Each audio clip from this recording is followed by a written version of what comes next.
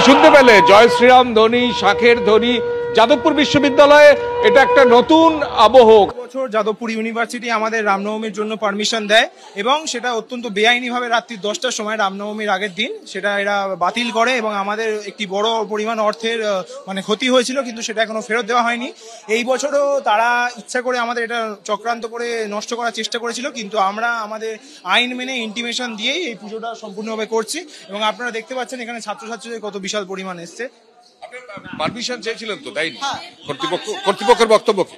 আমরা পারমিশন চেয়েছিলাম 28 মার্চ এবং কর্তৃপক্ষের খেলা দেখুন। কর্তৃপক্ষ পারমিশন অফিসিয়ালি ডিনাই করে 4 এপ্রিল বিকেল 5টার সময়। তারা কেন 5টার সময় করে? যাতে আমরা কোনো লিগ্যাল অপশন এক্সপ্লোর করতে না পারি।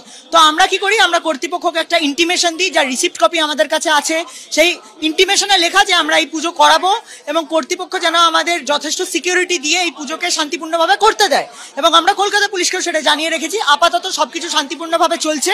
রামনবমী যদি খারাপ কিছু থেকে থাকে তাহলে মানুষ বুঝে নেবে যে রামনবমী করা যাবে কি যাবে না। আজকের কয়েকজন রামনবমী করছে, রামনবমীর মধ্যে যদি খারাপ কিছু থাকে তাহলে বেশিরভাগ লোকে অ্যাকসেপ্টই করবে না।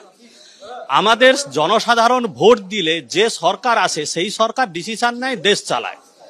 তাহলে সেই জনসাধারণ যদি ভুল করে তাহলে সরকারই ভুল। সুতরাং জনসাধারণ যদি রামনবমীকে অ্যাকসেপ্ট করতে পারে তাহলে যাদবপুর ইউনিভার্সিটি করবে না কেন? তার তো কারণ থাকতে হবে। যখন হাইকোর্ট বলেছে রামনবমী হবে, সেটা যাদবপুরের ভেতরে হবে না তো তারা বলেনি।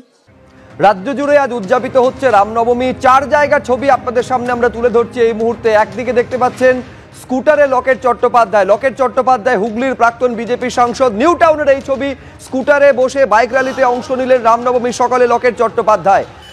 অন্যদিকে লাঠি খেলায়